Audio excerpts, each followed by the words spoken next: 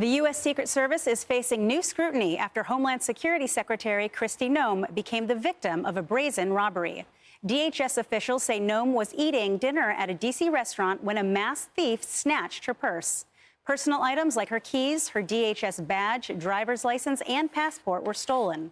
The bag also contained $3,000 in cash. The suspect hasn't been found, and now there's growing questions about how Secret Service allowed the thief to get so close.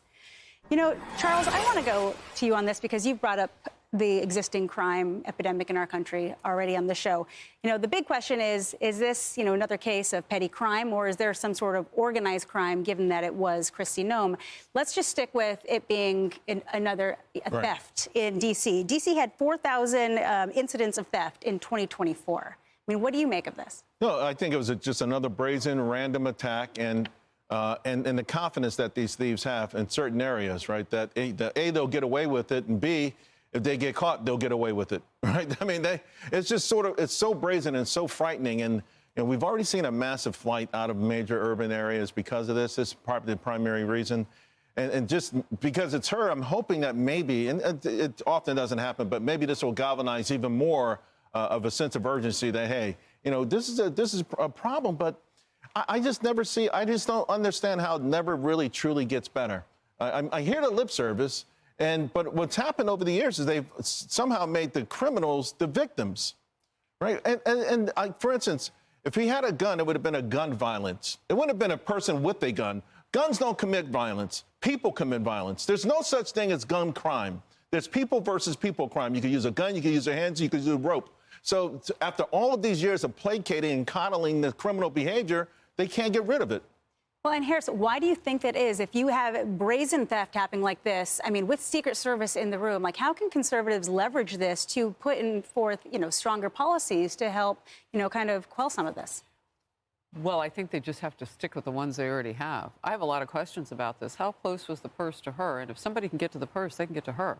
Like, I'm thinking bigger picture now. She's not just a regular citizen. Sure. She's in charge of the Department of Homeland Security, keeping our nation safe. And so if her belongings, like a passport, that's important. The cash is one thing. I don't know that can't be replaced in her instance. Passports, DHS cards. So, I mean, you talk about access, and the accountability on this is really what I'm concerned with. Yeah, there's random crime. She's not a random person. Not at all. And so I want to know, how close was this person, her possession? Did this person who stole it also have access to her? That's what I care about at this point, because we've had 2 assassination attempts on the current president when he was running. And I don't want to broaden this out and get everybody scared when they sleep at night, but I'm kept up at night by, okay, well, who hates the country enough to try something else? I want to get to the bottom of who took it, how close they were. We need more information. Well, that's the other side of this question, right, Rosanna? Is this a Secret Service failure, or was this just a random incidence of petty theft? But here's the other question, though, too. Is Secret Service only on her? Are they also in charge of protecting her possessions? Say her purse was on the other side of the restaurant.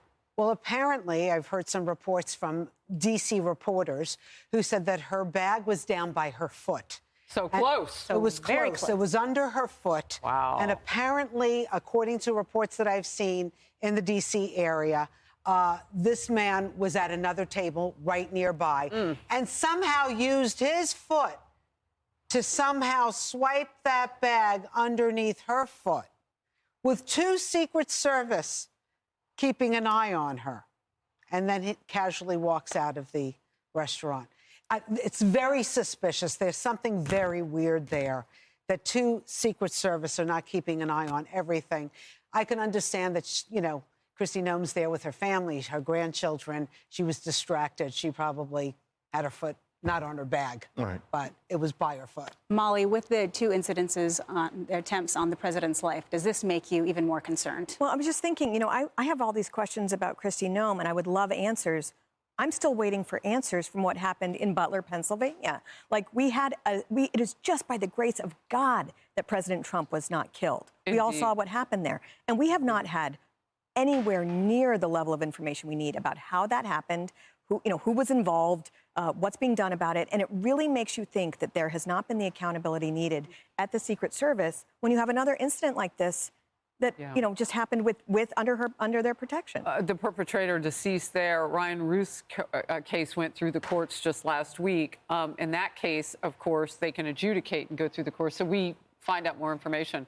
But the fact that that was at her feet means that it was close to her person. Yep. Yeah, that's some information you can use. Still This a case lot is of not over. questions, not very many answers. Coming up.